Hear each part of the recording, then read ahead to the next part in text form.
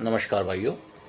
अब जो वीडियो मैं डालने वाला हूँ, नेक्स्ट वीडियो जो बना रहा हूँ वो है जो मैंने ईआसा पार्ट एम अनेक्चर 1 बताया था, continuing airworthiness requirements. Continuing airworthiness requirements जो है ईआसा पार्ट एम है अनेक्चर 1। उसमें जो मैंने डिस्कस किया, अभी तक 6 वीडियो मैंने इंट्रोडक्शन के रूप में डाली हैं, तो उसी का जो नेक्स्ट पोर्शन मैं आपको हिंदी में बता रहा हूँ कि next is the continuing airworthiness tasks. MA301 में आता है हमारा जो क्लोज है हमारा पार्ट एम का, MA301।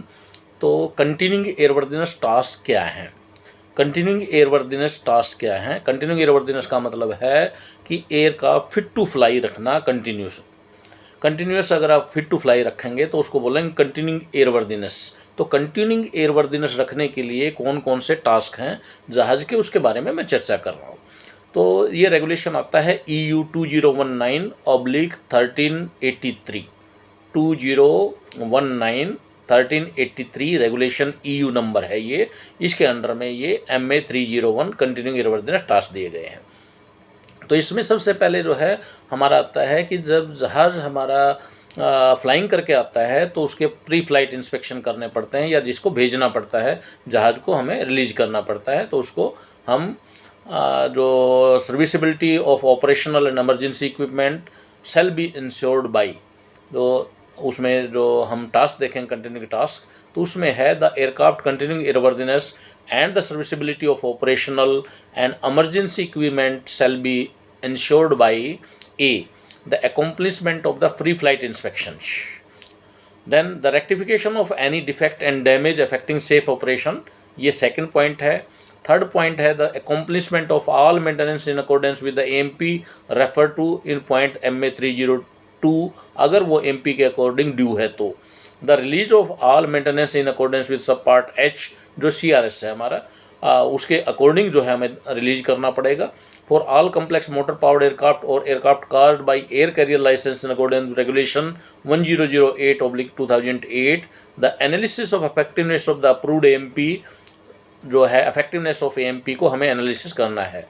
The accomplishment of any applicable airworthiness directive, operational directive, continuing airworthiness requirement established by agency, measures required by the competent authority in immediate reaction to a safety measures।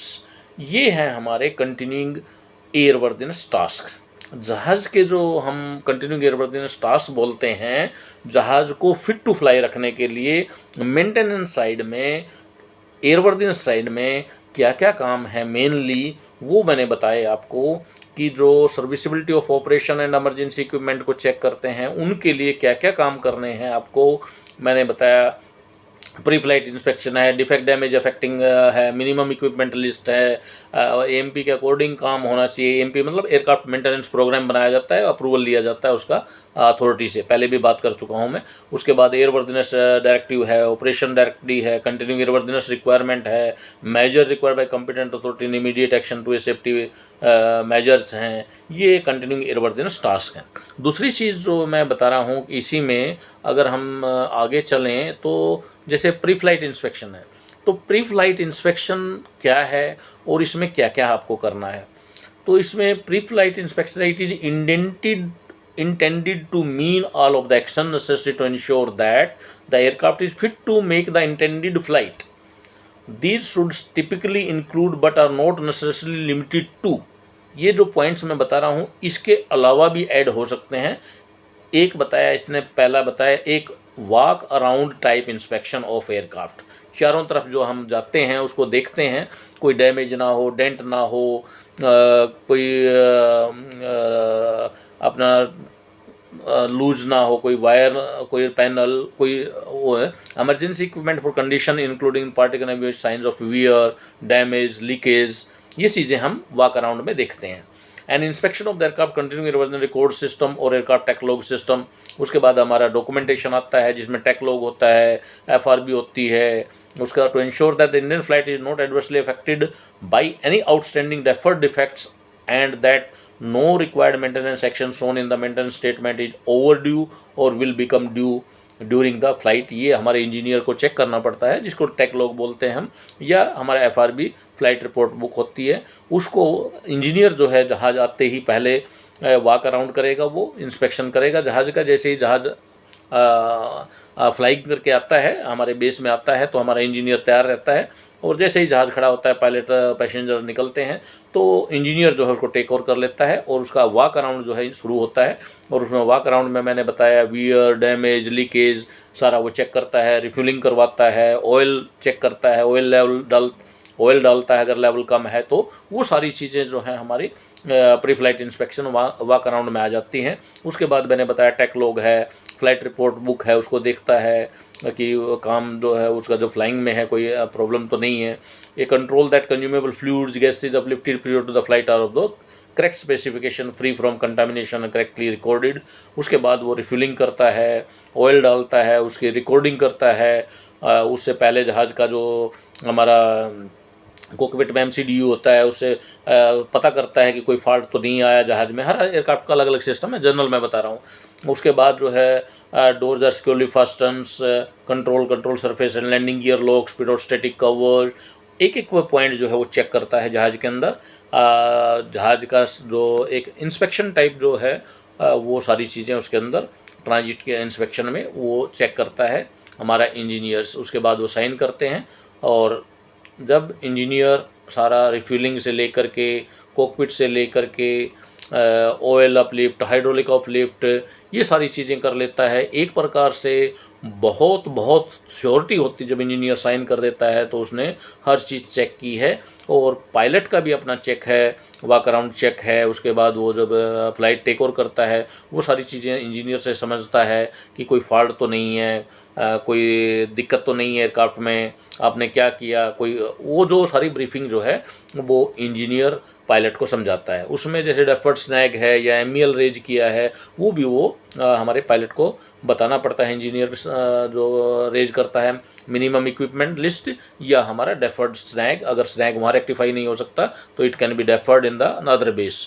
और उसमें जो है हमारा minimum equipment list में item होते हैं, अगर वो अनसर्विसेबल हैं तो या नहीं है तो उसमें MEL मिनिमम इक्विपमेंट लिस्ट जो है उसको रेज करके under MEL aircraft can fly, और उसको पायलट को ब्रीफिंग देनी पड़ती है। ये 100% पावर है पायलट की, कि उसके ऊपर डिपेंड करता है कि वो उसको टेक ओवर करे या ना करे, तो वो भी उसके अंदर आता है। उसके बाद जो है जो the system should provide significant incident defects reports, repetitive incident defects, deferred carry forward defects, unscheduled removals in system performance, ये सारी चीज़ें चेक करनी पड़ती है कंटिन्यूइंग एयरवर्दीनेस टास्क के अंदर। तो मैंने इस वीडियो में आपको कंटिन्यूइंग एयरवर्दीनेस टास्क क्या क्या करने हैं आपको वो सारे बताए हैं, जिसको हम प्री फ्लाइट इंस्पेक्शन बोलते हैं, वो करना पड़ता है। उसके बाद हमारे डिफरेंट इंस्पेक्शन होते हैं, जैसे ट्रांजिट इंस्पेक्शन है, एक्सटेंडेड ट्रांजिट इंस्पेक्शन है, ले ओवर इंस्पेक्शंस हैं, वीकली इंस्पेक्शंस हैं। उसके बाद फिर चेक शुरू होते हैं। जैसे अपनी गाड़ी होती है, जो कार हम रखते हैं, जैसे उसकी सर्विसिंग ड्यू होती है ऐसे ही जहाज़ की होती है। और जहाज़ की सर्विसिंग जो है वो एक्सटेंड नहीं की जा सकती, बहुत ही रेयर केस में थोड़े बहुत आवर्स जो है एक्सटेंड किए जा सकते हैं, अदरवाइज जहाज़ की जो सर्विसिंग है वो एक्सटेंड नहीं करते हैं, और उसको टाइमली हम मेंटेनेंस देते हैं। इसलिए मैंने बताया कि एक मेंटेनेंस कंपनी जिसको बोलते हैं 145 ऑर्गेनाइजेशन, और एक कैमो है जो जहाज़ की मेंटेनेंस की और डॉक्यूमेंटेशन की रिस्पॉन्सिबिलिटी रखता है, और वो 145 ऑर्गेनाइजेशन के पास जो मेंटेनेंस ऑर्गेनाइजेशन है उसके पास उसको मेंटेनेंस के लिए भेजता है।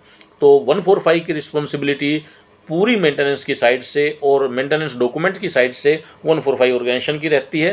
उसका इंजीनियर्स है, उसका टेक्नीशियन है, सुपरवाइजर है, फोरमैन है, जो भी उसमें सिस्टम में हैं, उनकी पूरी रिस्पॉन्सिबिलिटी होती है कि वो कैमो का जो जहाज़ उनके पास आया, जो कंपोनेंट आया है, जो इंजन आया है, और किसी भी सर्विसिंग के लिए आया है, मेंटेनेंस के लिए आया है, तो वो चीज़ें जो है वो करके दे, और डॉक्यूमेंटेशन जो है परफेक्ट हो। और कैमो उनके ऊपर बिलीव करता है, ऑडिट करता है, चेक करता है, और कैमो कहीं ना कहीं अपर हैंड है, क्योंकि वो एक प्रकार से पैसा देता है मेंटेनेंस ऑर्गेनाइजेशन को मेंटेनेंस करने का। तो हमें समझना है, एक 145 जो ऑर्गेनाइजेशन जिसको बोलते हैं हम, वो है मेंटेनेंस ऑर्गेनाइजेशन। जैसे कार का सर्विस सेंटर हो, एक सर्विस सेंटर है जिसको 145 ऑर्गेनाइजेशन बोलते हैं। और जो कैमो मैंने बताया कैमो जो ऑर्गेनाइजेशन है, जो पार्ट एम के अंडर में, सब पार्ट जी में मैंने बताया था कि अप्रूवल लेते हैं, वो ऑपरेटर के अंदर में एक छोटा सा सजमेंट्स है जो जहाज़ की सर्विसिबिलिटी, जहाज़ की मेंटेनेंस, जहाज़ के डॉक्यूमेंटेशन, जहाज़ का रिकॉर्ड, जहाज़ की reliability, everything he is checking, that is the part of camo. और 145 ऑर्गेनाइजेशन के पास जब वो हैंगर विजिट प्लान भेज देता है और जहाज़ कब आना है उसको बता देता है, उसके बाद जो 145 ऑर्गेनाइजेशन है वो spares, consumable, tools, equipment, man power, engineer, technician, उनकी अवेलेबिलिटी चेक करता है, अपनी प्लान बनाता है। प्लान बनाने के बाद, सारा चेक करने के बाद वो अपना कैमो को बताता है कि yes we are ready, you can send the aircraft, you can send the engine, you can send the components. तो एक सिस्टम बना हुआ है 145 का और कैमो का, इसीलिए उसके सर्विस लेवल एग्रीमेंट होता है। और वाइल वर्किंग जब 145 ऑर्गेनाइजेशन मेंटेनेंस का काम करता है तो कैमो जो ऑडिट है वो एक्सटर्नल ऑडिट 145 के लिए हो गया, तो वहाँ से वो ऑडिटर आते हैं और वो चेक करते हैं हमारी क्वालिटी। जो कंप्लायंस मॉनिटरिंग मैंने बताया, तो वो लोग जो हैं वो कंप्लायंस मॉनिटरिंग करते हैं कि हमने एज पर रेगुलेशन काम कर रहे हैं कि नहीं है, क्वालिटी है कि नहीं है, हमारे कंज्यूमेबल में, हमारे डॉक्यूमेंटेशन में they want to have the quality. तो उसमें ये एक जो सिस्टम बना हुआ है कि हमारे जहाज़ की मेंटेनेंस क्या करनी है, कैसे करनी है, वो रिस्पॉन्सिबिलिटी पूरी 145 की है, लेकिन कैमो को करवाना है। कहने का मतलब है जो बच्चे नए बच्चे हैं उनके समझने के लिए, कैमो के पास वो मशीन है, वो ऑपरेटर का पार्ट है, और उसको कब वो सर्विसिंग के लिए भेजेगा वो अपनी हैंगर विजिट प्लान बनाते हैं, कब हमें हैंगर में भेजना है जहाज़ को, कब हमें कंपोनेंट भेजना है, कब इंजन की सर्विसिंग करवानी है, वो सारी चीज़ें जो प्लान रहती हैं वो कैमो के पास रहती है। कैमो 145 को बताता है हम कब कंपोनेंट भेज रहे हैं, कब इंजन भेज रहे हैं, कब एयरक्राफ्ट भेज रहे हैं आपके पास, और उसके अकॉर्डिंग जो है 145 काम करता है। और 145 अपनी अवेलेबिलिटी चेक करके अपनी प्लान बनाता है, प्लानिंग सेक्शन होता है, वो प्लान बना करके एग्जीक्यूट करता है। शॉर्टेज ऑफ स्पेयर्स हैं, शॉर्टेज ऑफ कंज्यूमेबल्स हैं, टूल्स, इक्विपमेंट हैं, वो सारा सिस्टम बनाने के बाद ओके देता है कैमो को, okay you can send the aircraft. अगर सर्विसिंग करते समय जहाज़ कहीं लेट हो जाता है किसी वजह से, तो वो ब्लेम 145 के ऊपर आता है और पेनल्टी लगती है। Thank you.